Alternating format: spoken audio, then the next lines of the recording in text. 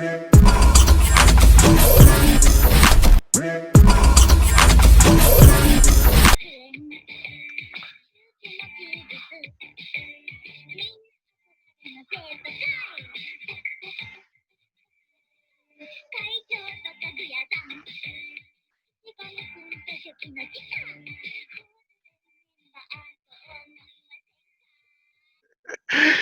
morning, my beautiful people. I hope you're all about to have a beautiful day. I hope you're all trying to stay sane in this mad world that we all live in, this asylum that we all live in. Now, the rise of old tech. This is something I really wanted to talk about because what we've seen over the last 3, 4 days is a mass exodus from these mainstream media platforms. I really think they overplayed their hand here, and I think it's something they didn't expect to this degree. I mean, banning Trump is one thing. It sets a whole precedent. And what I've noticed on a lot of these alternative sites is some of the people fleeing there and going there. It's a mass migration. And not all Trump supporters. Some people don't even like him, but they want an open, free internet. They want to talk. They want to have fun. They want to shitpost. They don't want to deal with this woke cancer that is spreading through the world. So it's really good to see.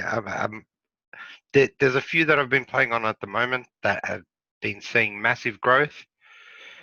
Gab, Bitchute, and Mines are the three that I'm generally playing with, and they all have different communities, which is good because it's building another uh, alternative Silicon Valley, as you can say. But of course, the hit pieces were going to come straight away.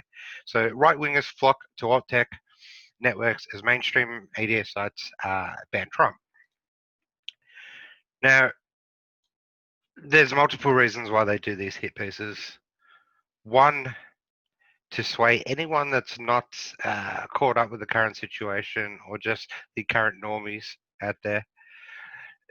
They're going to play these platforms as far right wing, neo Nazis, whatever they do to paint it that way, to stop other people from using it. They're dangerous platforms. They're, minority ideas. They're promoting violence. And do you know how much violence is promoted on Twitter?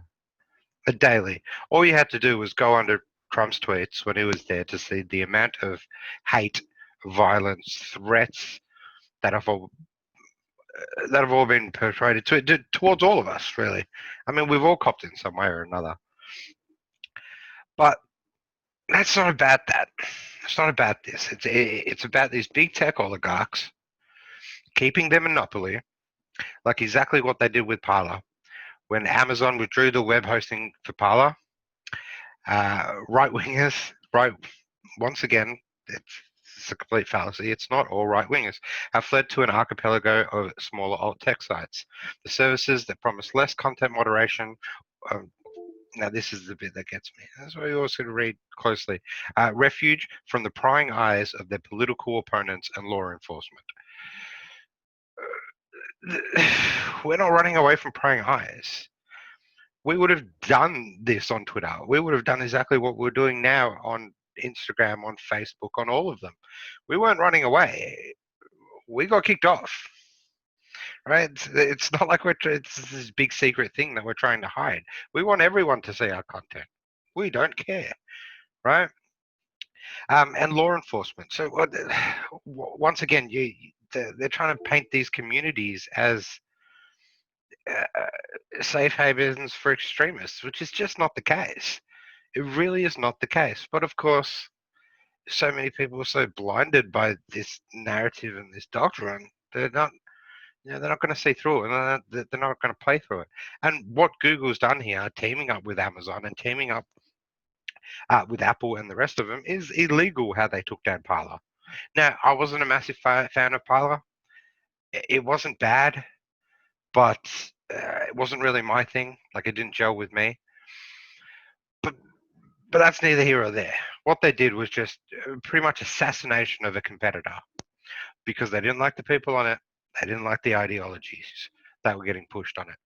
Now, what I mean by because you're seeing a lot of centrists and a lot of moderates kind of fleeing these platforms as well. So let's take this for example of how far Twitter is going with their bans.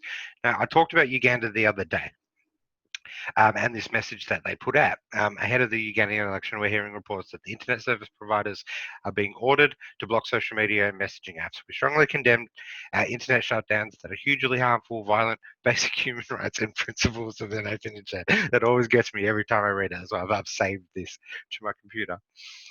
Right, so there was a response to this from a creator that's now on mine. If you don't like being banned, Twitter, make your own Uganda. It's hilarious. That's a hilarious comment. After he made that comment, they suspended him. Right? So now you can't even question the platform that you're on. You can't even call them out. You can't make jokes towards them. Can you get any more authoritarian? Can you get any more fascist? Right? You can't even question or make fun of this corporate oligarchy. Right? Now, this guy had about 50, 60,000 subs. He's not overly political in any way. It doesn't seem like he's massive, like, because I'm following him now on Minds. And he's generated heaps of people to come over to Minds. So I've been spending like a lot of time on Minds, more than I have on Gabs, just for the preference that I think it fits my style a little bit more. And Gab is running really slow at the moment. But there's nothing we can do about that until they kind of fix their servers. But it's good having these alternative sites that are kind of carrying different niches. I mean, I've noticed a lot of younger people, a lot of gamers and stuff are moving to Minds, and they're having a lot of fun there. And it's just good to see people having fun again. It's good to see people shit posting, calling out the establishment, calling out, calling it what it is for what they're seeing. And a lot of these people just want to have fun. They just want an open, free internet, and they don't want to be restricted.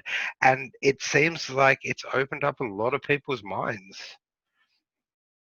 And then, no pun intended. I didn't mean to put that together, but it really seems that way. Now, Gab is also going through huge growth.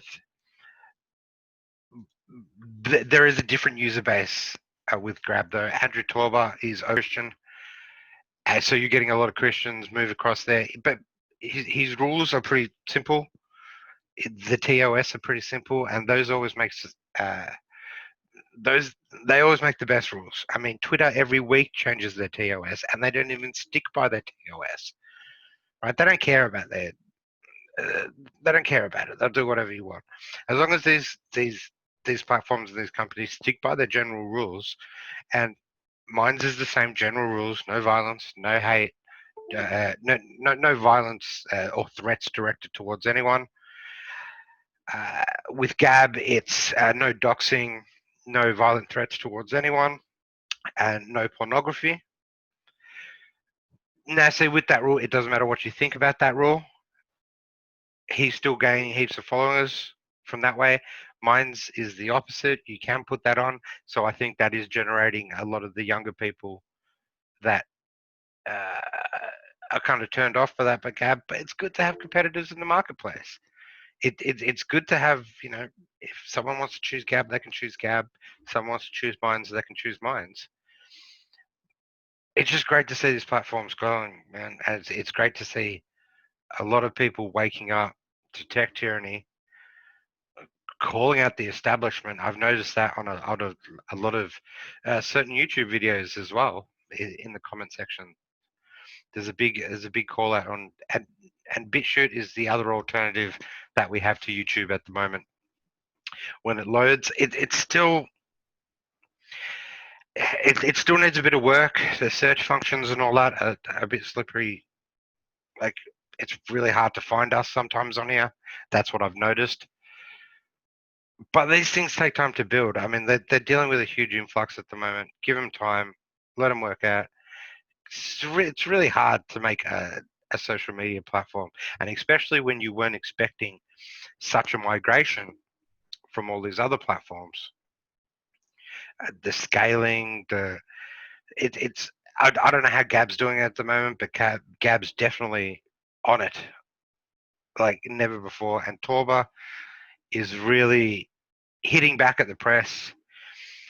I mean, he got called out by the ADL the other day saying that, you know, what did Gab have to do with violent extremist protests and organising anything that happened at Capitol Hill, which had actually nothing to do with that. Torba works very close with local law enforcement. He's completely on the ball, and he has his own servers. That is the huge benefit that's coming out of Gab at the moment. So I'm just talking about the three that I think I'm predominantly going to use. I know Edge will definitely use Gab more than I will, and I will probably use Minds more because just our different mindsets of things. But that's good. We can bring in two different sorts of people to our information and share that around. But it's an exciting time when it comes to something like this. The world needed something like this. We haven't seen something like this since the creation of the internet. You know, $51 billion so far and counting have been wiped out. Some of the stock share of Twitter, Instagram, some of these big players. I guarantee you, their their stockholders are calling meetings and panicking at the moment because they don't realize what they did. They didn't just remove a president. They removed a basic fundamental of not just the Constitution, but of humans everywhere to speak freely, to debate freely, and to oppose each other's ideas if they deem fit. And that's definitely one thing I love about Minds in that aspect is that a lot of people I'm coming across are generally people I don't think I would have either met or talked to on Twitter or aligned with in any way on Twitter. And it's really good to build that up. And culture is important. Culture is really important, and I think that's something that we have lacked in a way with how we've gone about things. I mean, the left and the establishment, I just call them the establishment now because that's what they are. Um, the establishment are really good at hooking in the youth, at indoctrinating them. They get on the side of movie stars, uh, celebrities. They'll get into video game communities and stuff like that. So, yeah, turning it in their favor. And I think that's something that we have to work on and do and get involved and not automatically shun sometimes like we do. Like a lot of people, yeah, there's a lot of outspokenness with like video games and they call extremism and they call violence. And I don't believe that. But that's not a message that's going to get the young. That's not the message that's going to grab the culture. But it's good to see, and I hope it just keeps getting worse for them, and I hope it's just piling on because everyone deserves a free and open internet, and everyone deserves a free and open platform to express ideas and to express differing opinions. You know, it's okay to not agree with one another. That's fine. Foxhole's another one. With an app that's coming up, and we've just got on there. And there's some good creators. You might not agree or like with all of these creators, but it's a good medium with lots of people, and that's what we want. We don't want complete echo chambers with complete, just one ideology or one idea. We want to mix it up. So Foxhole is definitely something, an app you should download for different opinions and stuff like that. So yeah. And in other news, I think we're going to get that podcast done today. Just waiting for Edge to wake up, and we'll try to record that for you all. But try to have a beautiful week, people. Try to do something that makes you feel good. Rest your mind. There's some things that are out of our control, and we just have to wait to see what happens. And doesn't matter which way they go. We'll get through it and we'll push forward. End of the day, we still have to keep fighting. We still have to live in this world. This is the speaker. and I want you all to stay ravenous.